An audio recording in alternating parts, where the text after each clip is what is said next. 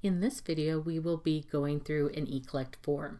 Our example today will be our enrollment update for the 1920th school year. So K through 4th typically gets this notification, and you have to fill it out for each of your elementary students that are going to be in elementary next year. So the first thing I want to do is I want to select the kiddo that I'm going to be working with. If you have multiple kids in elementary school, you will have to do it multiple times. But since I just have the one, I'm going to select my Tony Stark here, and I'm going to go into e-collection forms. This is where you're going to find all the forms that you need to fill out. Generally what will happen is you will get an email stating that you have a form that you need to fill out, and you just go to Ecollect Forms on the left side navigation bar. Click on that, and you will see the forms that you need to fill out. Currently, everything's empty because I haven't touched this yet, and empty is the blue leaf. If you've been approved, you have a green leaf. If your form has not been approved yet, you'll have a yellow leaf. And if your form has been rejected, a red leaf. Basically, if your form gets rejected, it's usually because of something that was missing. The school will also call you and let you know exactly what's going on, but those are the general icons that you will see. Also note that if you do something that requires pre-approval before you can continue on to the next step, kind of like enrollment, which will be a separate video, you will have to wait until it's approved on our side before you will get to be able to finish your paperwork. So just kind of keep that in mind. It's not necessarily going to be an instantaneous process. So the first thing I'm going to do is I'm just going to get started on this batch of forms. It looks scarier than what it does. Typically, it's pretty darn easy. It's just, oh, I have 6 forms I have to fill out. But they're broken out so they're smaller kind of bits of data. So that way, if you are working on a phone, it's a little bit easier. You don't have this big, long form to fill out. So I'm just going to click on number 1, the enrollment update. Essentially, this is just asking me that if we're planning to go to Kalispell schools next year, you'll see next year's grade. So Tony's going to be in 5th grade. Typically, the current school and the neighborhood school is filled out. I'm not quite sure why it's not on this one, but probably because I missed something on my end. And with the question, am I planning to continue in Kalispell Public Schools next year? Why, yes, I am. So I will get more questions. If I said no, I'll just be moving on to the next form. So my student information, yes, his mother's name is Maria and his father's name is Howard. However, Tony's living with someone else. So he is not living with both his parents because both his parents were tragically killed. Who he's living with right now is his guardian, which is Edwin Jarvis. So I'm just going to type that in. The next question is temporary housing. Are you currently living in temporary housing due to loss of housing, economic hardship, or similar reason? I'm going to say no.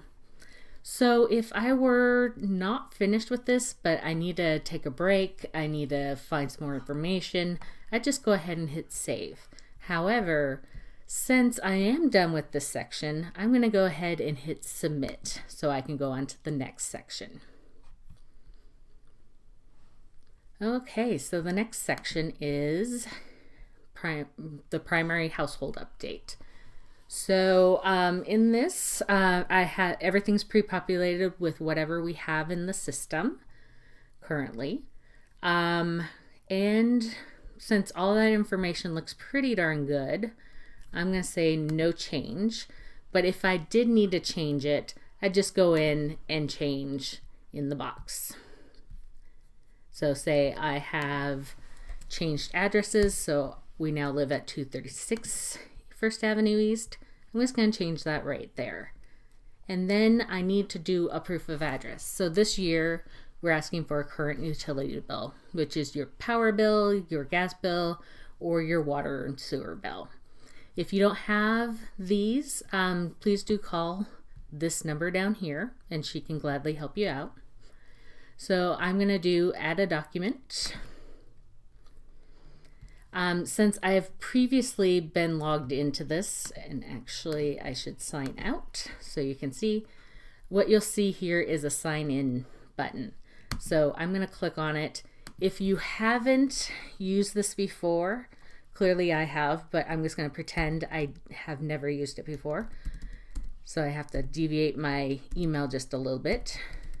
What you'll want to do is you'll want to put in the email that you wish to have this associated with, and then a password that you want this account to be. So you'll want to keep these two pieces of information safe, and you'll also want to keep it handy because you will be required to sign in again at some point. And if you ever knew that you went through the registration process but you forgot your password, you can always do forgot password. So if this wasn't a brand new account, I would just go in and hit sign in, and then I can continue with my document attachment. However, I'm going to say this is a new user. I've never logged in before, so I'm going to click register.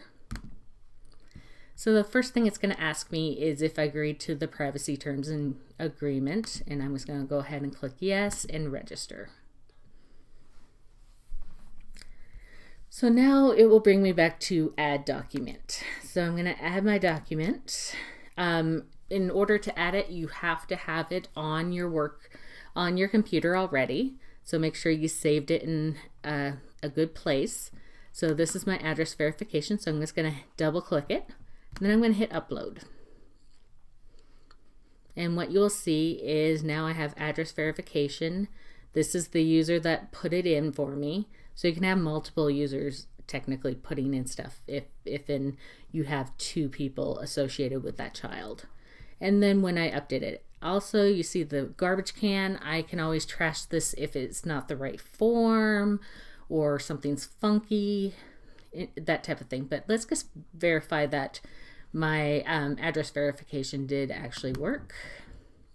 So I'm downloading it from the site, and I have Spider-Man and Iron Man live here, I promise.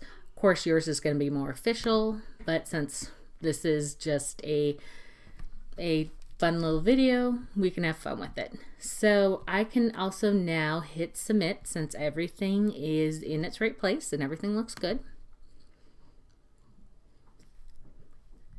And this will send me on to the next form. Since I don't have a secondary household, I'm just going to go ahead and click no changes.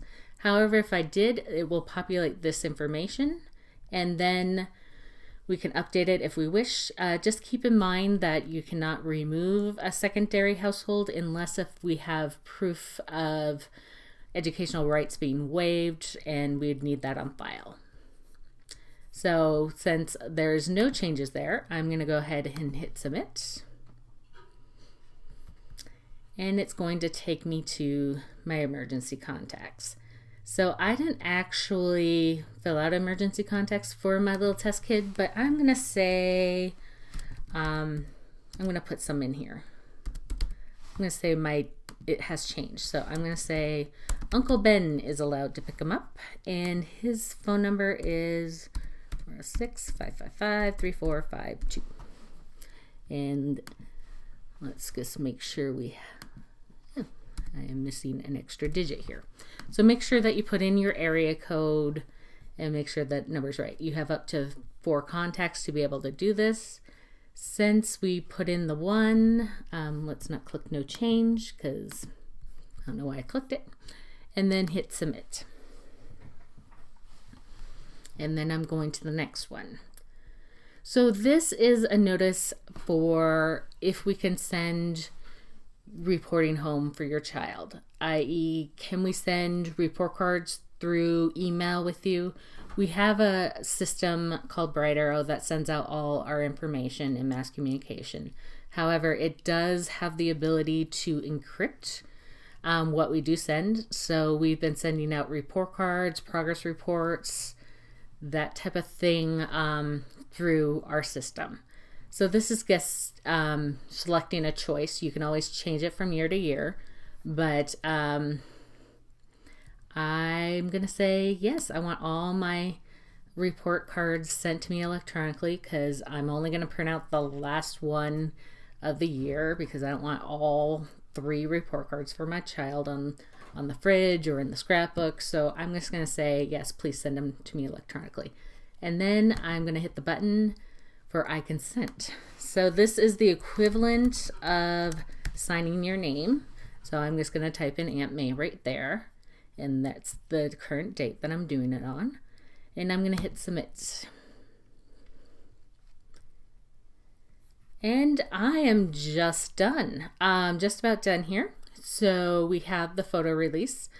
So this is basically asking if you allow your child's name to be published in, videos, social media, the web page, any of the media publications that we have.